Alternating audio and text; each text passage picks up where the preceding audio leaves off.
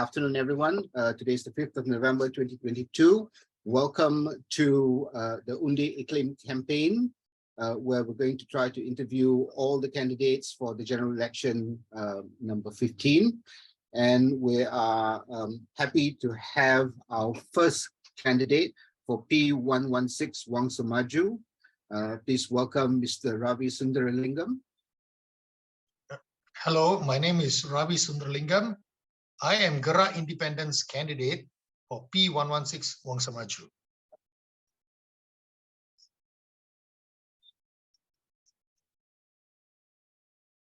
Okay, welcome, Ravee. We've sent you a series of questions which you've answered. So what we're going to do is we're going to go through the questions and then we're going to give you some time to review the questions. And the questions are focused on issues related to the climate and environment, as well as governance. And we would like you to share your views on these questions. Yes, thank you.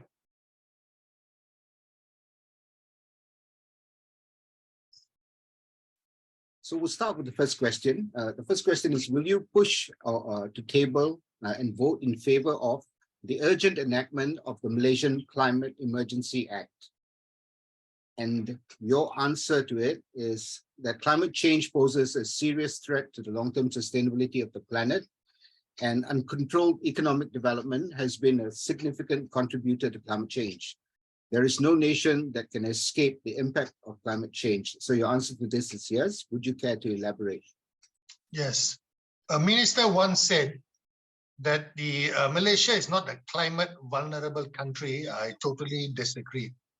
Now, this climate change can come either through natural causes, because it does follow a cyclical pattern over thousands of years, or it can be man-made. And I'll give you one example of such. The drying up of the Euphrates and the drying up of the Aral Sea has come about from the redirection of water resources that has actually now resulted in the starting of a desertification of the entire region. The moment that happens without water flowing, the natural habitat changes, and then the climate adjusts itself accordingly. So many of the things that we do, for example, from manipulating water movements or deforestation, actually contributes very significantly to climate change on a regional basis. So I'm very much against redirection of water. There is a necessity for having dams.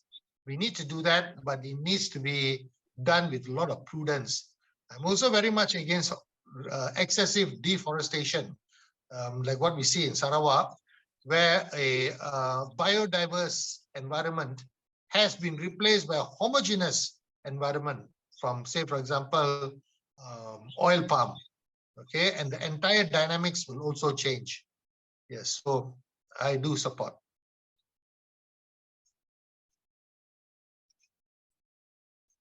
Right, thank you very much, Ravee, for that answer. We'll go to question number 2. Question number 2 is, will you push or table and vote in favor to institutionalize the just transition mechanism of the fossil fuel economy towards a low carbon society by the Climate Action Week of 2023? And your answer is maybe. Your elaboration is that you don't know enough of this topic. Thank you for being very honest with this answer. Would you like to add a little bit to it? But do keep in mind that we have only 10 minutes, so the answers have to be short. Yes, I never heard about the word just transition until yesterday. And I normally like to understand the topic before I can commit to any answer, because whatever answer I provide, I have to execute it. Yeah, so that is why I say maybe. Okay, thank you very much for that. We'll move to question number 3. Will you push and table and vote in favor of the Freedom of Information Act so that the public can access information related to environment and climate and all administrative and governance matters not directly related to national security? And your answer is maybe. Your elaboration is, I agree that information is often suppressed to cover up abuse of power and corruption. However, we do not want a situation where there is an invasion of privacy. Would you care to elaborate? Yeah, so sometimes governments have so-called state secrets, but quite often it is meant to, with a higher agenda of covering up cases. I'm very much against it. So I agree that these kind of things should be exposed to the public, but we must not also have a situation where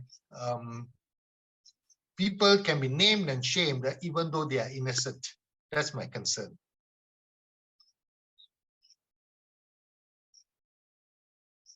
That's fair enough. Thank you very much for that answer. We'll move to question number 4.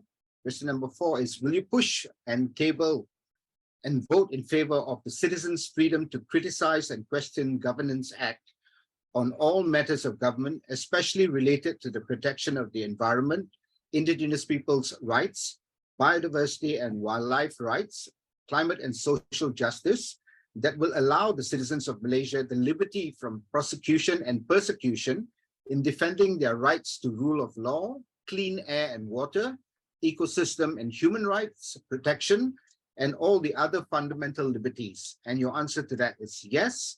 Your elaboration is, governments should never be fully trusted to protect the interests of the people because political agendas could come into play that result in abuse and exploitation. Would you care to elaborate? That has always been my stand. Always. I never trust governments. Full stop.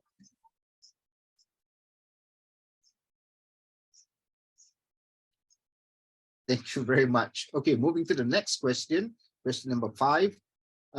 Will you defend and push for measures to ensure the protection of existing forest reserves in your state and to encourage the same in other states so that forest remains intact as a whole functioning ecosystem, to ensure continual protection of Malaysia's rich biodiversity, water catchment areas, and our rights to a green environment? Your answer is yes, and your elaboration is, I am against replacement of natural forest cover with homogeneous vegetation cover such as plantations. I do not support the timber industry. A destroyed forest takes a very long time to heal itself. Please elaborate. Yes, that is a real pity. The deforestation that has taken place for the sake of some business opportunity is a permanent scar to our ecology, and this thing will come and bite us back.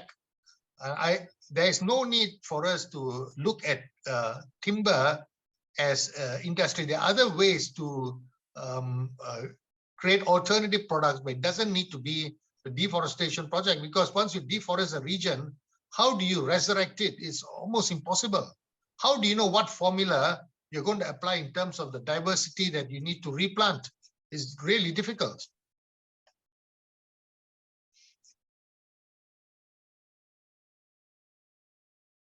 Thank you for that. We'll move to questions 6 and 7, and this is have got to be short because we are at 8 minutes already. So question 6 is straightforward. Will you push changes in law or table in parliament to bring back local council elections? Your answer is yes. Your elaboration is, political appointees in city councils serve to fulfill the agenda of their political masters and the exercising of political influence using local government assets within a constituency.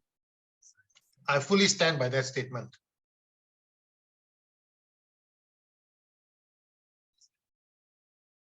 Okay, thank you very much for that. That is something we're happy to hear.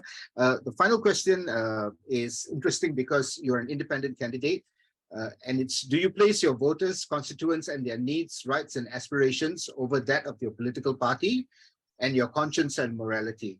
Your answer is yes. Your elaboration is, I no longer believe in political parties. They lack integrity and promote a warlord culture. Any elaboration?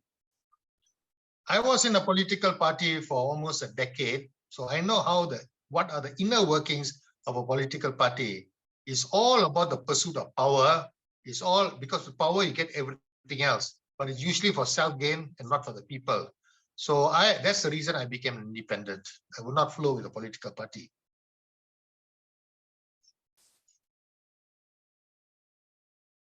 Okay, thank you for that. I would like to give you 1 minute to talk about your campaign to the constituents of P116 Wangsa Maju. So I hand over the floor to you.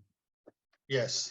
So I put a lot of thought over the years, in fact. And what I did was, if you go to this particular website, https:/bit.ly/Ravee, RAVEEWM, you will get into a link tree that has my personal profile. And if you click that, you can see my bio data, but to the right of the bio link is something called key policies.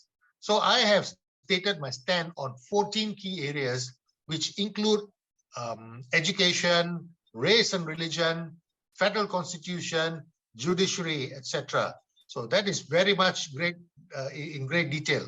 I have also created more than 160 videos, which are about a minute or less, most of them, which touch on all of those points which I had put into my key policies. Similarly, the TikTok videos, and I've also included 3 or 4 articles I wrote, one on My Sejahtera, another one on whether Malaysia can actually become a developed nation. So I've done it in such a way that it tries to meet the answer questions from a whole group within the society, from those who want to explore and understand what I stand for. Also, there are TikTok videos for the simpler-minded people. So I just made it very clear. I want everybody to know who they're having to deal with. My name is Ravee Suntheralingam. This is what I stand for, and I want people to make an informed decision. I don't believe in voting for a logo. I always believe in voting for an individual, because if you get the right individual who places emphasis on righteousness, you know you cannot go wrong.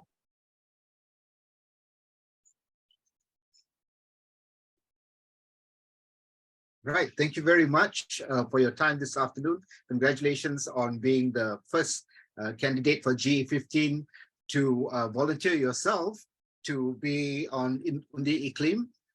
We wish you all the best in your bid for the seat for P116 Wangsa Maju. Have a great day and happy campaigning. Thank you, Kennedy. Thank you for your time. Thank you.